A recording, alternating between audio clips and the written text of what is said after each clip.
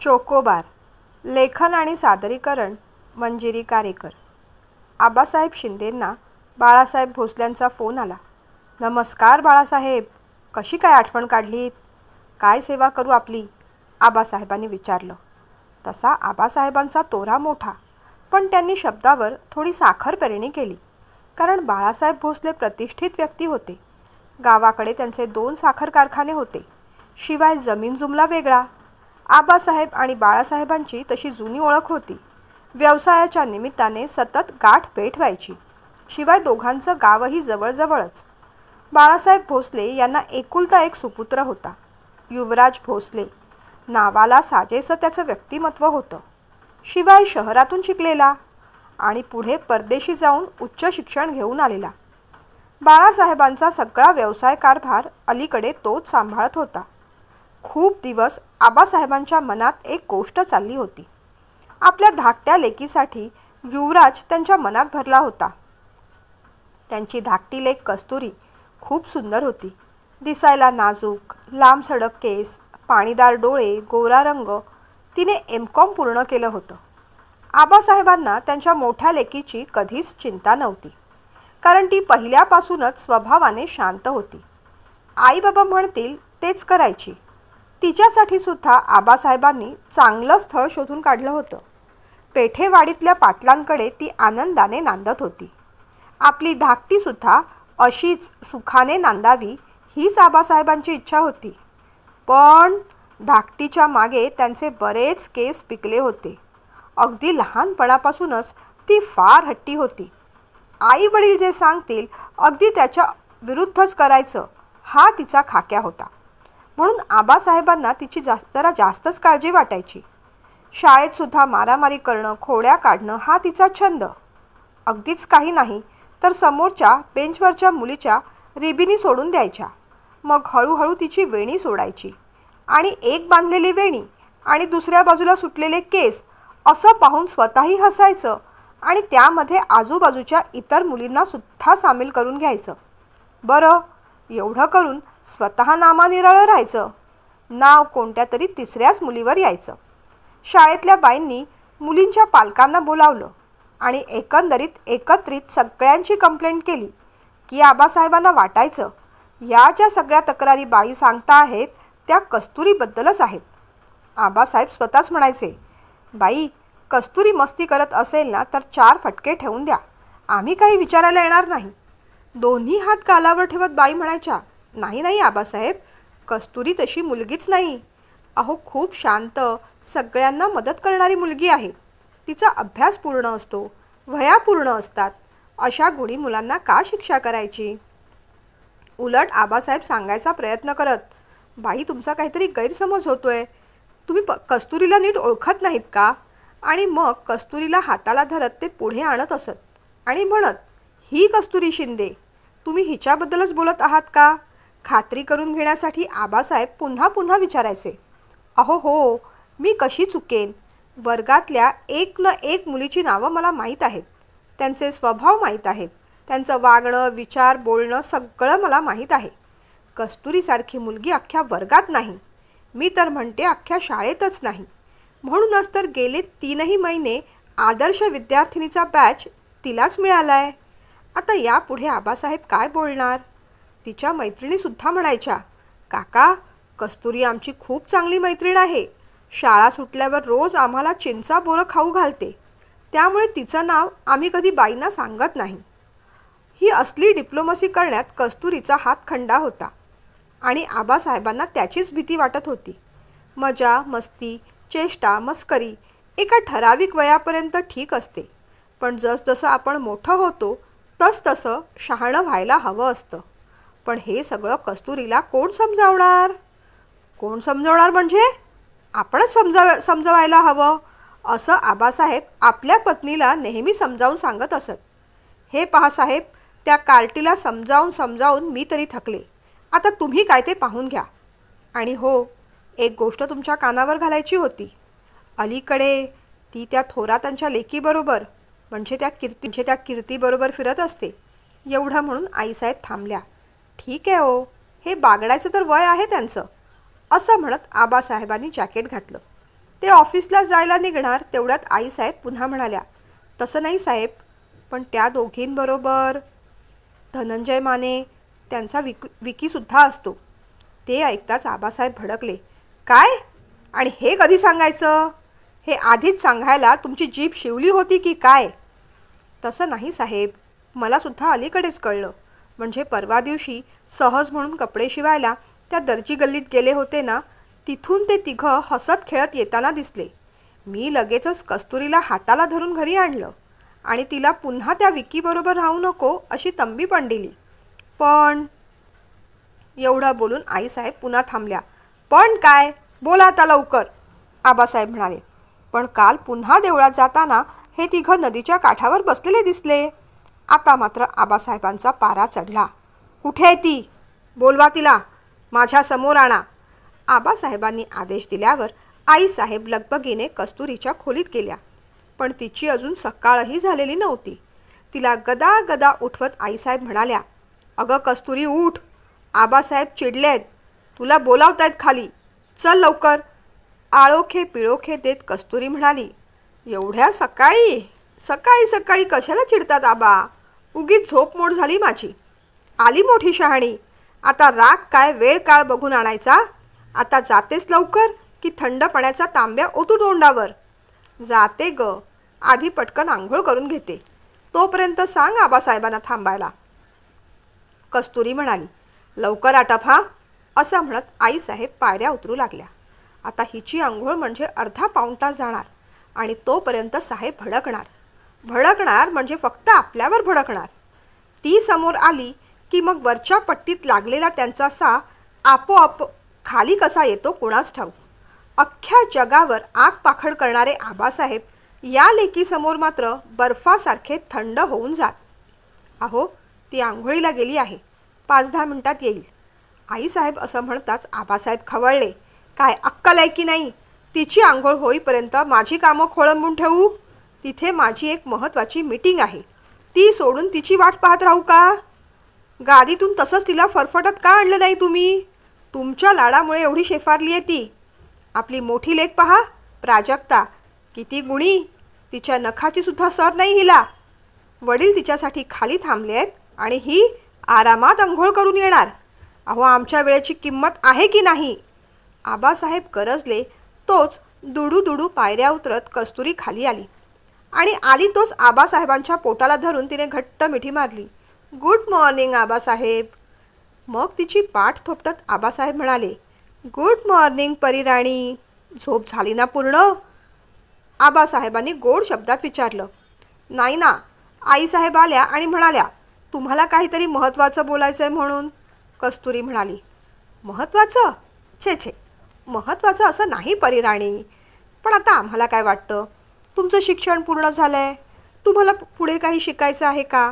मागे तुम्ही म्हणाला होतात ना, क्लासिकल डान्स शिकायचा आहे वगैरे, त्याचा क्लास लावून घ्या.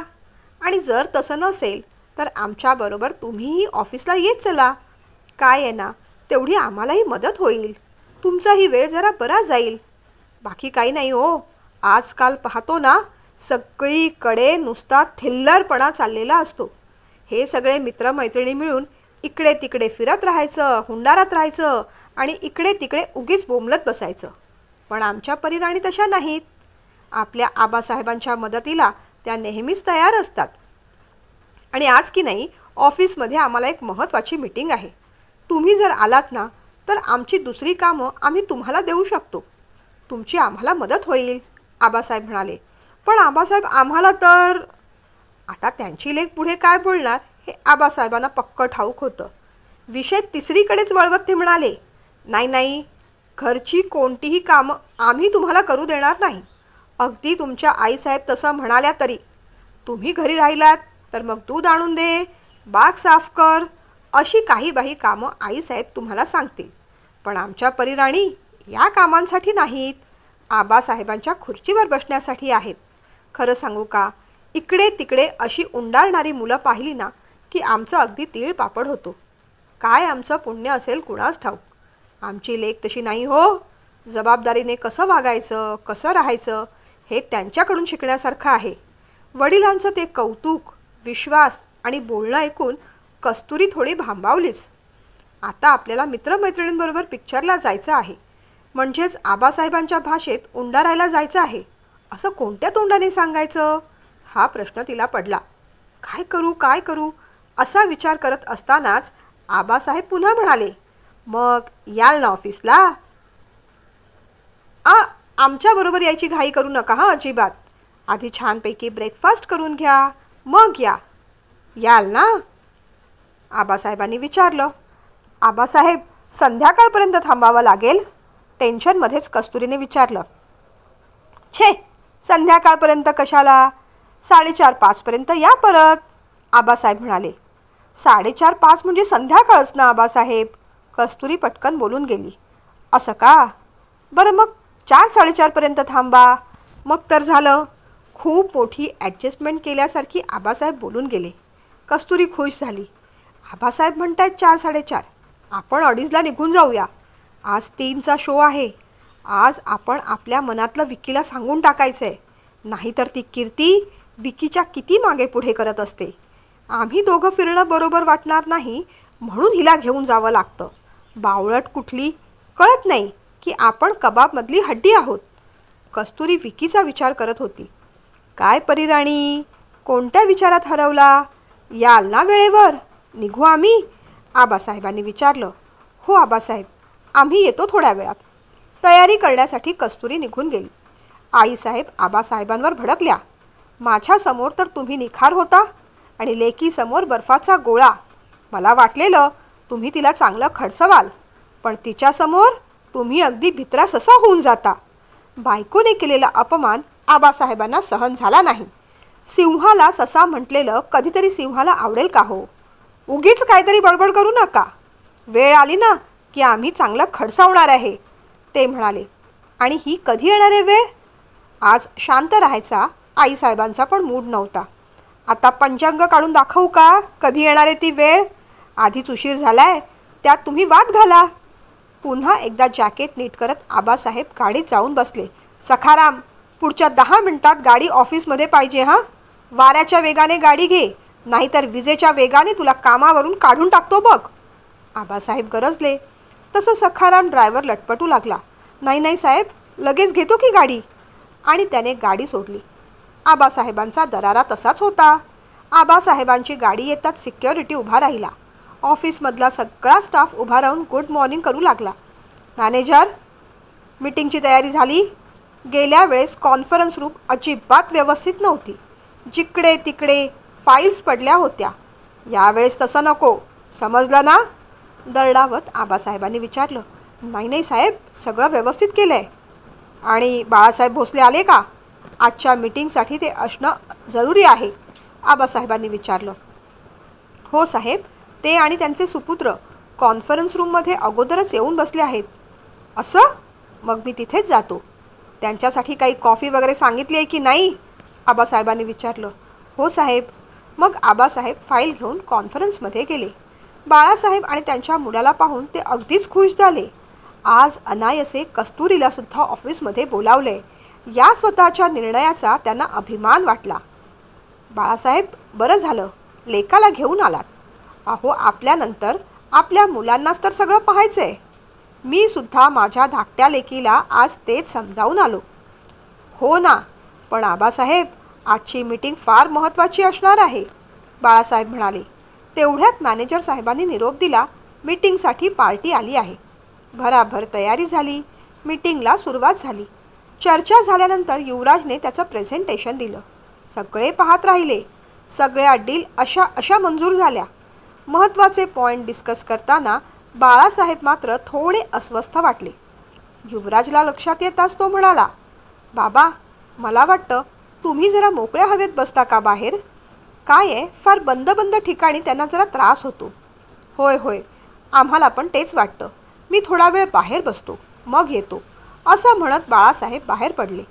त्यांना जरा भिरभिरल्यासारखं वाटत होतं. तेव्हा लक्षात आलं की आज सकाळची गोळी आपण सुकवलेली आहे. फार काही नाही, गाडीतच तर आहे गोळी. आधी गोळीचा डबा घेऊन यायला हवा, असा विचार करत ते खाली गेले. गाडीची चावी खिशात होती, पण गाडीचा दरवाजा उघडताच त्यांना एकदम चक्कर आली. ते कोसळणार तेवढ्यात कोणीतरी पटकन त्यांना सावरलं. कस्तुरीच होती. काका, काही होतंय का तुम्हाला? तिने विचारलं. जरा बसा इथे बाजूच्या कट्ट्यावर, त्यांना बसवत ती म्हणाली. पर्समधली पाण्याची बॉटल तिने काढली. त्यात पटकन इलेक्ट्रॉल पावडर ढवळली आणि त्यांना प्यायला दिलं. ते घेतल्यानंतर त्यांना जरा फ्रेश वाटलं. अगं बाळा, माझी गोळी ना त्या गाडीत राहिली होती तेवढी, जरा देतेस का? हो, असं म्हणत पटकन तिने सीटवरच्या गोळीचा डबा काढला. गोळी त्यांच्या हातात दिली. आता त्यांना बरंच बरं वाटत होतं. तुम्हाला कुठे जायचं आहे काका? तिने विचारलं. हे इथे पहिल्या मजल्यावरच, ते म्हणाले. हो का? तिथे तर माझ्या बाबांचं ऑफिस आहे, मलाही तिथेच जायचं आहे, ती म्हणाली. तुझ्या बाबांचं? आबासाहेब तुझे बाबा लागतात? त्यांनी विचारलं. हो, तुम्ही ओळखता? तिने पण आश्चर्याने विचारलं. हो, म्हणजे काय, आमची चांगली ओळख आहे. कामाच्या निमित्ताने सतत भेटीगाठी होतच असतात आमच्या. आज मीटिंगसाठी मी तिथेच आलो होतो, बाळासाहेब म्हणाले. मग दोघेही ऑफिसमध्ये आले. मीटिंग पूर्ण झाली. तोपर्यंत कस्तुरी आबासाहेबांच्या केबिनमध्ये बसून होती. म्हणजे तशी बसून नव्हती. तिथे गेल्या गेल्या तिने आबासाहेबांचं सगळं केबिन स्वच्छ करून ठेवलं. कोणते डॉक्युमेंट कशात ठेवायचे आहेत हे मॅनेजर साहेबांना विचारून सगळी पेंडिंग फायलिंग पूर्ण करून ठेवली. त्यांचे महत्त्वाचे डॉक्युमेंट्स, आलेली पत्र ट्रेमध्ये ठेवली. मीटिंग पूर्ण झाली तसं युवराज म्हणाला. बरं बाबा, आपण निघूया का? शहांबरोबर आपली दुसरी मीटिंग आहे. तेवढ्यात आबासाहेब म्हणाले. असं कसं युवराज? आता जेवणाची वेळ झाली आहे. जेवण आलंच असेल, जेवूनच जायचं आता. पण युवराजला थांबता येणं शक्य नव्हतं. एरवी तुमचा आग्रह मी मोडला नसता काका, पण आज जाणं खरंच खूप महत्त्वाचं आहे. बरं, मी काय म्हणतो, बाबा थांबतील, मी पुढे निघतो. शेवटी मग आबासाहेबांचा नाईलाज झाला. त्यांना वाटत होतं की आज युवराज आणि कस्तुरीची भेट व्हायला हवी होती. पण निदान बाळासाहेब तरी थांबले ना, हे बरं झालं. तेवढ्यात पिऊन निरोप घेऊन आलाच. साहेब, लंचरूममध्ये लंच लावलं आहे, येत आहे ना? आम्ही आलोच, पण कस्तुरीताईंना पण यायला सांग तिथे, आबासाहेब म्हणाले. लंचरूममध्ये आबासाहेबांनी बाळासाहेबांशी कस्तुरीची ओळख करून द्यायचा प्रयत्न केला. तेव्हा ते दोघेही हसले. अहो, आमची ओळखही झाली आणि मैत्रीही झाली आहे आबासाहेब, बाळासाहेब असं म्हणताच आबासाहेब गोंधळले. मग मगाशी घडलेला सगळा किस्सा बाळासाहेबांनी सांगितला. आबासाहेबांना आनंद झाला. जेवता जेवता गप्पा झाल्या. जेवण झाल्यानंतर बाळासाहेब कस्तुरीला म्हणाले. बेटा, कॉन्फरन्स रूममध्ये आम्ही आमच्या काही फाईल्स विसरलो आहोत, त्या जरा घेऊन येतेस का? कस्तुरी पटकन उठली. ती बाहेर गेली याची खात्री करत बाळासाहेब म्हणाले. आबासाहेब, एक गोष्ट मनात आली. म्हणजे तुमच्या कस्तुरीला पाहून मनात आलं की युवराज आणि कस्तुरीचं लग्न ठरवलं तर? कस्तुरी सून म्हणून आम्हाला खूप आवडली. युवराज आणि कस्तुरीची जोडी अगदी छान दिसेल. तुमचं काय मत आहे? बाळासाहेब, बाळासाहेब, माझ्या तोंडचे शब्द चोरलेत. माझ्याही मनात अगदी तसंच होतं, पण कसा विषय काढावा हे समजत नव्हतं. बरं झालं तुम्ही स्वतःहूनच बोललात. त्या दोघांचं बोलणं चाललं असतानाच कस्तुरी आत आली. एवढ्यात हिच्यासमोर काही बोलायला नको असं वाटून आबासाहेब म्हणाले. बेटा कस्तुरी, आज दिवसभर तू खूप काम केलंस. तू कंटाळली असेल ना, मग आता तू घरी जा, किंवा मग मैत्रिणीबरोबर फिरायला गेलीस तरी चालेल. कस्तुरीला तेच तर पाहिजे होतं, पण उगीच आव आणत ती म्हणाली. नाही आबासाहेब, अजून काही मदत हवी असेल तर सांगा, करतो आम्ही. पण आबासाहेबांना आता तिची काही मदत नको होती. उलट तीच इकडे नको होती. ते पटकन म्हणाले.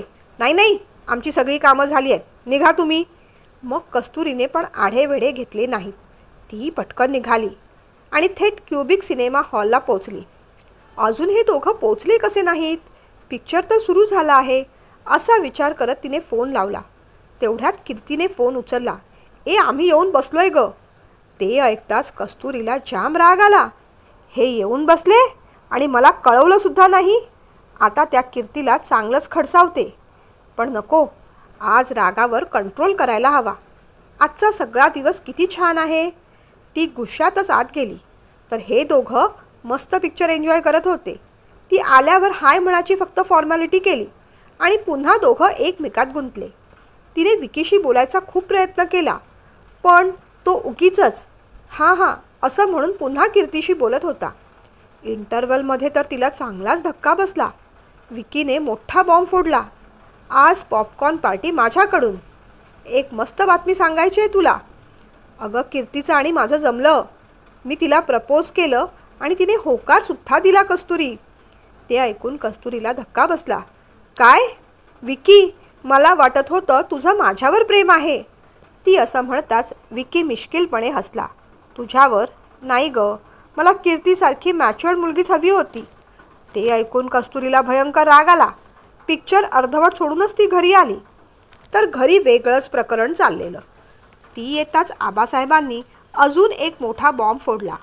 मोबाईलवर बाळासाहेबांच्या मुलाचा फोटो पुढे करत ते म्हणाले, हा युवराज आज आपल्या ऑफिसमध्ये आलेला, पण नेमकी तू लवकर गेलीस. नाही नाही, तो लवकर गेला. बाळासाहेबांनी याच्यासाठीच तुला मागणी घातली आहे. मुलगा उत्तम आहे आणि हे बघ, आम्ही काही मागास विचारांचे नाही. तुम्ही लग्नाआधी भेटा, बोला, एकमेकांना समजून घ्या. आबा असं म्हणताच कस्तुरी आणखीनच चिडली. आबा, मला लग्न करायचं नाही आहे. म्हणजे काय? आईसाहेबांनी समजावलं, आबासाहेबांनी समजावलं, पण ती काही ऐकेच ना. मग मात्र आबासाहेब जरा भडकलेच आणि म्हणाले, लग्न तर तुला करावं लागेल आणि इथे सांगतोय तिथेच करावं लागेल. उद्या संध्याकाळी युवराज आणि तुझी भेट होईल. त्याच्याशी नीट बोलायचं. तो जे जे विचारेल त्याची नीट उत्तरं द्यायची, नाहीतर गाठ आमच्याशी आहे. आत्तापर्यंत तुमचे खूप लाड केले, पण आता नाही. रात्रभर कस्तुरी धुसफुसत राहिली. आबासाहेबांशी आता काही बोलायची तिची हिंमतच उरली नव्हती. आता त्या युवराजला भेटूनच काय तो सोक्षमोक्ष लावून टाकू असं तिने ठरवलं. कस्तुरीने कपाटातला साध्यातला साधा ड्रेस काढला. हे सगळं तू मुद्दाम करतेस, आम्हाला कळत नाही असं वाटतं तुला? आईसाहेब रागाने म्हणाल्या. मग आम्ही पण सांगितलंय ना की आम्हाला लग्न करायचं नाही इतक्यात म्हणून. इतक्यात म्हणजे काय 50व्या वर्षी लग्न करणार आहात तुम्ही? आबासाहेबांनी विचारलं. हे बघ कस्तुरी, ते काही चालणार नाही. मी चांगली साडी काढून ठेवली आहे, ती नेसून जा, आईसाहेब म्हणाल्या. पण कस्तुरी ऐकायलाच तयार नाही. जाऊ, भिकाऱ्यासारखं जायचं आहे ना तर तसंच जाऊ दे. आबासाहेबसुद्धा आता चांगले वैतागले होते.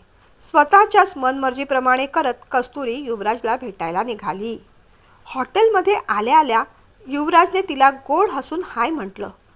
हाय, खूप छान दिसतेस या ड्रेसमध्ये, अगदी गॉर्जियस. कस्तुरीला जरा आश्चर्यच वाटलं. या ड्रेसमध्ये मी गॉर्जियस दिसते? अहो, सगळ्यात मळका आणि खराब ड्रेस आहे हा. जर मी तुम्हाला या ड्रेसमध्ये गॉर्जियस दिसते तर मग आईने नेसायला दिलेल्या साडीमध्ये इन्फिनाईट गॉर्जियस दिसले असते, ती म्हणाली. म्हणजे? त्याने आश्चर्याने विचारलं. इन्फिनाईट गॉर्जियस म्हणजे अमर्यादित सुंदर. अच्छा, मग ती साडी का नाही नेसलीस? त्याने विचारलं. मूड नव्हता, ती म्हणाली. साडी नेसायचा की भेटायचा? त्याने बरोबर पकडलं. हे बघा, खरं सांगू का, मला तर लग्न करायचाच मूड नाही. आबासाहेबांनी हे काय पालुपद माझ्या मागे लावलंय कुणास ठाऊक, ती वैतागत म्हणाली. मूड नाही का? आता आपलं लग्नाचं वय झालंय तसं, आणि मला कोणी नकार द्यावा इतका मी वाईट नाही, तो म्हणाला. अहो, पण सगळ्या चांगल्या मुलांना आपण होकार देतो का? ती वैतागत म्हणाली. अहो, पण एकाला तरी द्यावाच लागतो ना, तोही म्हणाला. फक्त एकालाच द्यावा लागतो ना, ती म्हणाली. म्हणजे तुम्हाला किती जणांना द्यायचं आहे? त्याने असं विचारताच ती गडबडली. अहो, एकालाच, म्हणूनच तुम्हाला होकार द्यायचा नव्हता ना, ती पटकन बोलून गेली. मग दुसऱ्या कुणाला होकार द्यायचा होता का? त्याने शहाणपणाने विचारलं. नाही नाही, तसं काही नाही हां, ती गडबडून म्हणाली. मग कसं? हे बघा, तसं काही असेल तर स्पष्टपणे आत्ताच सांगा हां, नाहीतर लग्नानंतर खूप प्रॉब्लेम्स होतात हो.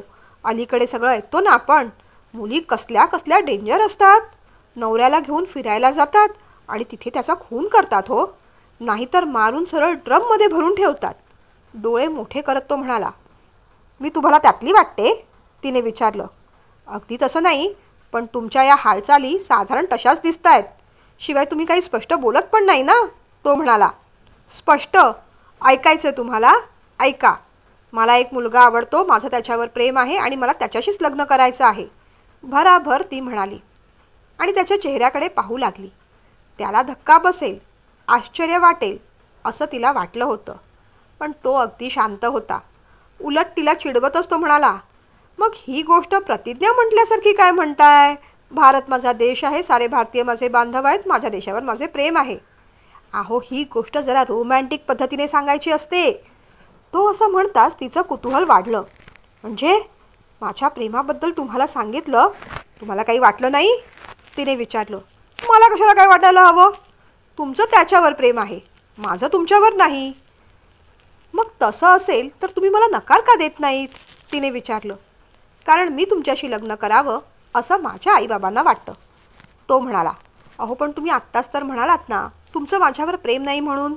तिने रागाने विचारलं. हो, आताही मी तेच म्हणतोय, माझं तुमच्यावर प्रेम नाहीच आहे, पण मला तुमच्याशी लग्न करायचं आहे. मुळात प्रेमाचा आणि लग्नाचा काडी मात्र संबंध नाही. म्हणजे काही लोकांसाठी असेलही, पण तो असलाच पाहिजे असं काहीही नाही. माझ्या आईबाबांचं किंवा तुमच्या आईबाबांचं लग्नाआधी कुठे प्रेम होतं? पण लग्न झालंच ना, संसार झालाच ना, तोही यशस्वी. तो म्हणाला. अहो, पण आपल्या स्वभावामध्ये खूप तफावत आहे. तुमचा स्वभाव बऱ्यापैकी शांत दिसतोय, आईस्क्रीमसारखा, पण मी डोक्याने खूप गरम आहे. अगदी हॉट चॉकलेटच. असू दे की, थंड आईस्क्रीमला गरम चॉकलेटमध्येच बुडवतात, तेव्हा तर चोकोबार तयार होतो. आईस्क्रीम थंड, चॉकलेट थंड, कसा चोकोबार तयार होईल? तो म्हणाला. आता मध्येच चोकोबारचं नाव का काढलं? मला चोकोबार खूप आवडतो. आपण जाऊया का खायला? तिने विचारलं. जाऊया, पण आधी हे लग्नाचा मॅटर तरी सॉल्व्ह करूया ना. तो म्हणाला. बरं बरं, मग तुम्ही मला पटकन नकार देऊन टाका ना. ती म्हणाली. त्यापेक्षा तुम्ही द्या. तो म्हणाला. पण तुम्ही मला नकार दिला तर काही बिघडणार आहे का? तिने विचारलं. नाही, तसं बिघडणार नाही, पण तुम्हाला एवढं वाटतं तर तुम्हीच द्या ना. तोही हट्टाने म्हणाला. अहो, आबासाहेब ऐकणार नाहीत ना माझं. माझ्या आणि विक्कीच्या लग्नाला ते तयार होणार नाहीत. ती म्हणाली. अच्छा, मग लग्न कसं करणार? पळून जाऊन? मी काही साईन बिन करायला येणार नाही. माझ्याकडून तसल्या काही अपेक्षा ठेवू नका. अशा बिनकामाच्या गोष्टींसाठी माझ्याकडे वेळच नसतो बुवा. तो म्हणाला. मी असं काही म्हटलंय का? आणि ती पुढची स्टेप झाली. आधी विकी तर लग्नाला तयार व्हायला पाहिजे ना. तो मूर्ख तर त्या कीर्तीच्या मागे लागलाय. त्या कीर्तीने त्याला बरोबर जाळ्यात अडकवलंय. मी सांगते ना, अशी गोडबोली आहे ती. विकीवर खरं माझं प्रेम आहे, पण त्या कीर्तीसाठी त्याने मला नकार दिला. मूर्ख कुठला? त्याने नेमकं काय गमावलं ना, हे त्याला समजलंच पाहिजे. अहो प्लीज, त्यासाठी तुम्ही माझी मदत कराल का? अगदी फक्त एकाच दिवसाचं काम आहे. काय करायचं मी सांगते. तुम्ही एक दिवस माझ्यासाठी ही तुम्ही आत्ता महागडी गाडी आणली आहे ना, तीच घेऊन या. मग आपण एका मोठ्या 3 स्टार किंवा 5 स्टार हॉटेलमध्ये जाऊया. तिथून एका मोठ्या ज्वेलर्सच्या दुकानात जाऊया. तिथे एखादी अंगठी किंवा लॉकेट खरेदी करूया. भरपूर फोटो काढूया. मग मी ते विकी आणि कीर्तीला पाठवीन.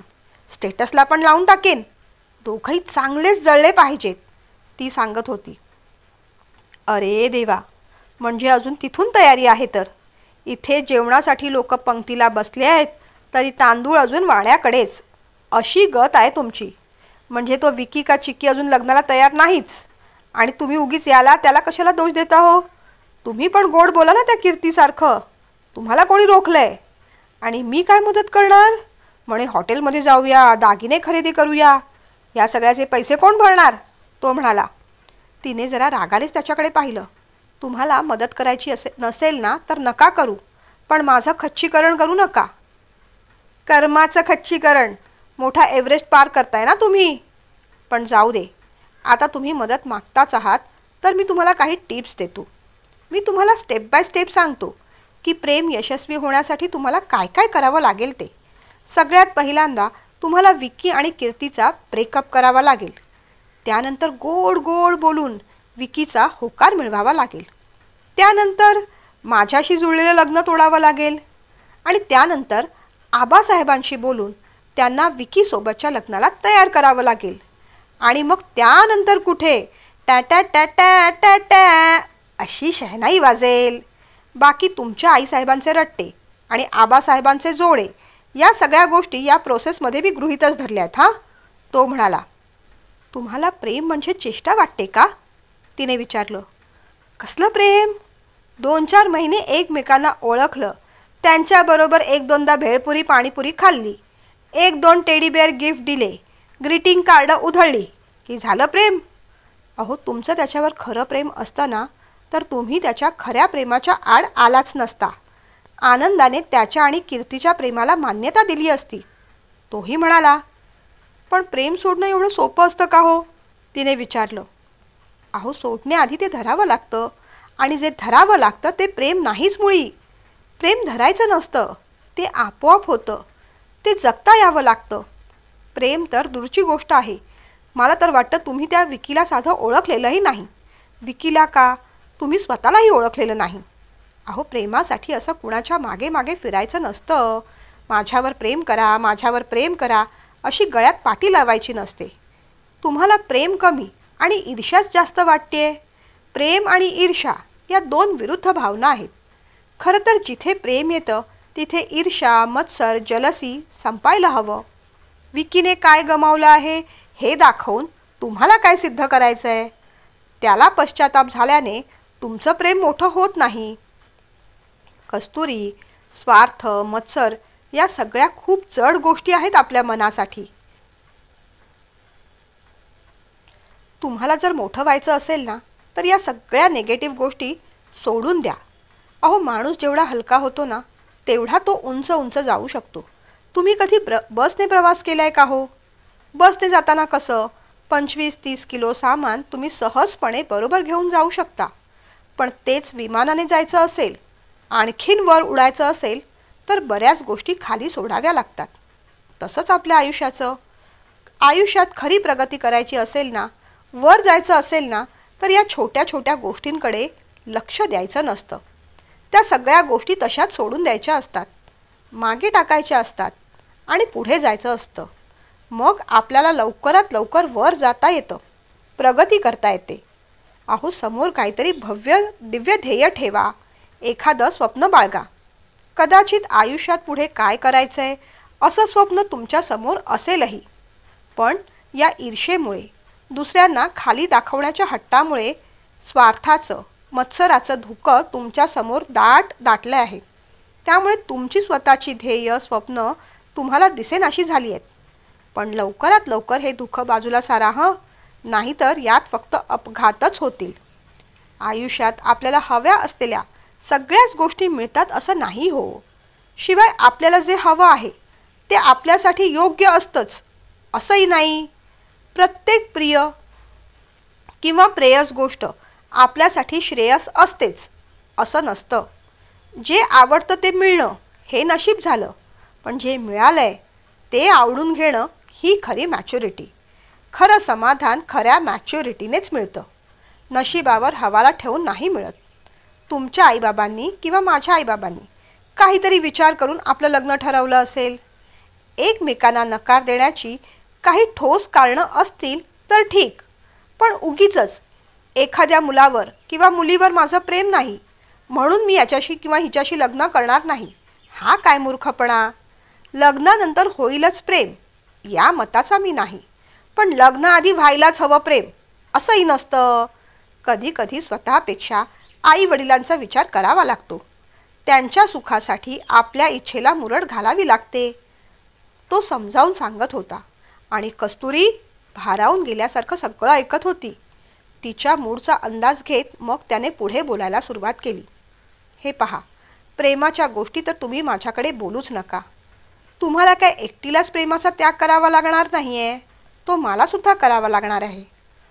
तो असं म्हणताच ती आश्चर्याने पाहू लागली.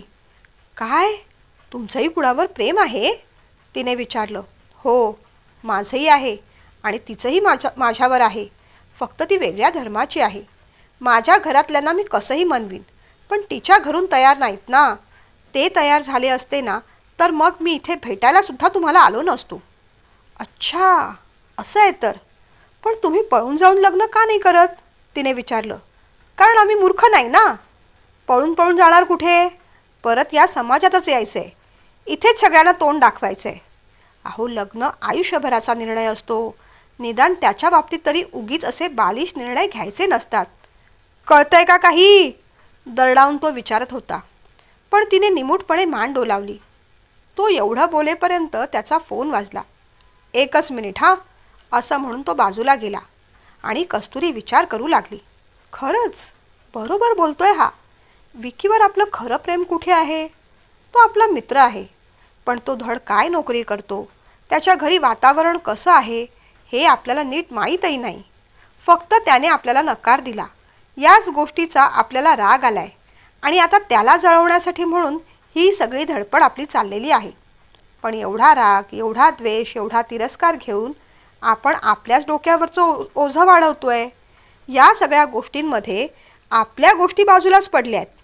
आपली ध्येय, प्रगती बाजूला पडले. आपल्याला क्लासिकल डान्स शिकायचा होता. आबासाहेब म्हणतात त्यानुसार ऑफिसचं सगळं काम सांभाळायला हवं. पण आपण कुठे अडकलो आहे या सगळ्या प्रश्नांमध्ये? उलट हा युवराजच किती छान आहे, किती छान समजावून सांगतोय. लग्नाचा विचार करायचा झालाच तर युवराजच बेस्ट ऑप्शन आहे. सर्व दृष्टीने हुशार आणि मॅच्युअर्ड आहे हा. आपल्याला कुठेही जज न करता त्याने आपलं म्हणणं ऐकून घेतलं. आपण जिथे जिथे चुकतोय तिथे तिथे त्याने आपल्याला सुधारवलं. त्याचं परखड आणि स्पष्ट मतही दिलं. आबासाहेबांनी युवराजचं स्थळ आपल्यासाठी निवडलं आहे ते काहीतरी विचार करूनच निवडलं असेल ना.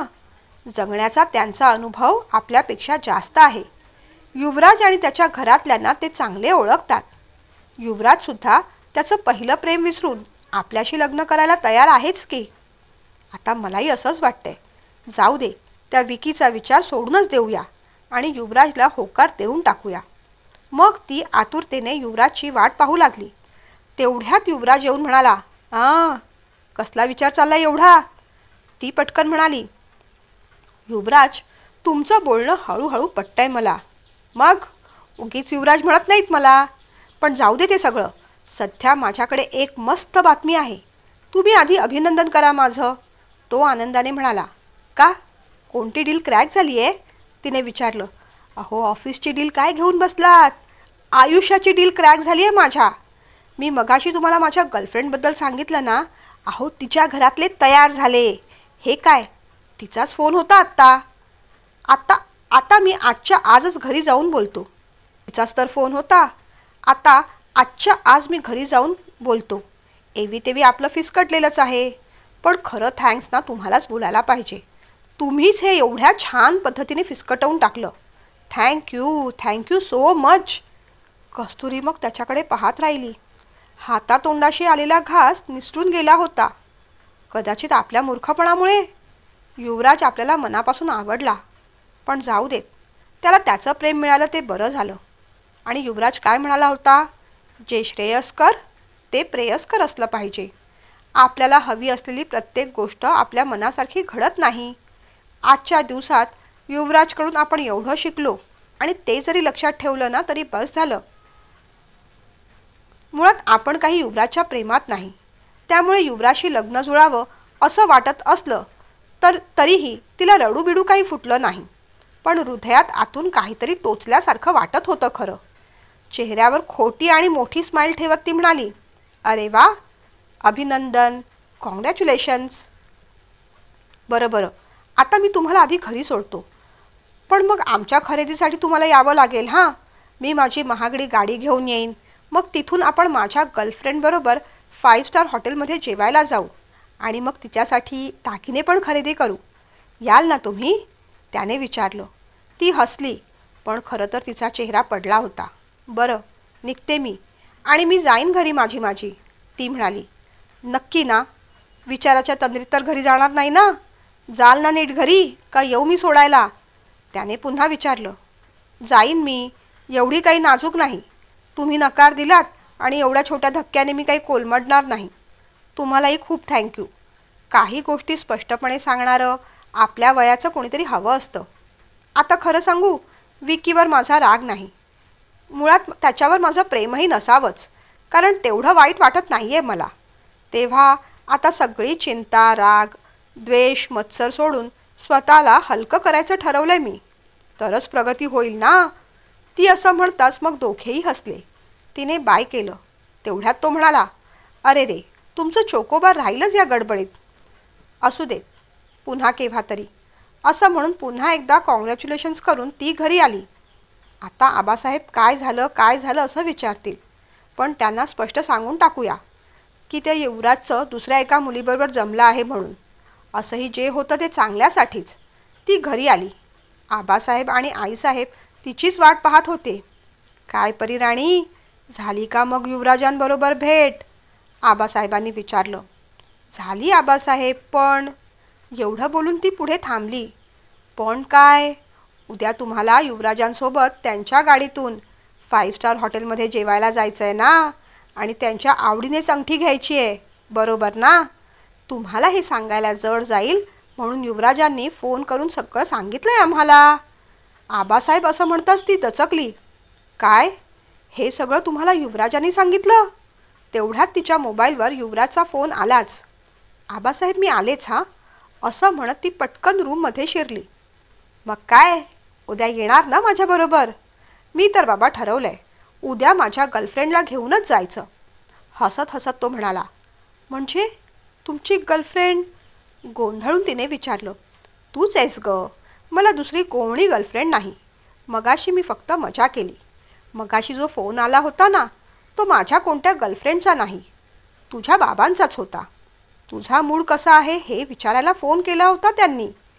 फोन ठेवून परत आलो, फोन संपवून परत आलो, तेव्हा तुझ्या चेहऱ्यावरच्या हावभावांवरून तुझ्या मनात नेमकं काय चाललं आहे हे मी ताडलं.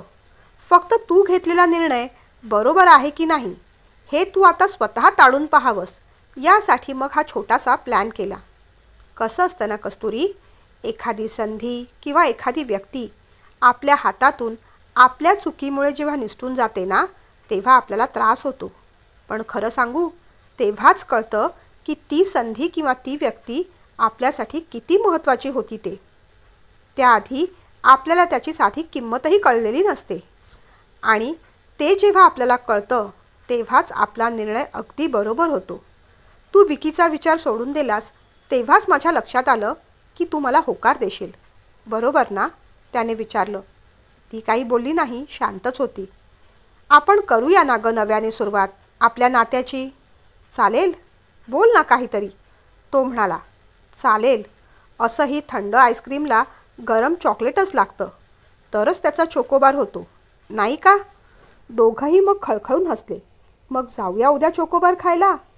आज पेंडिंग राहिलेलं चोकोबार उद्यासाठी त्यांची वाटच पाहत होतं.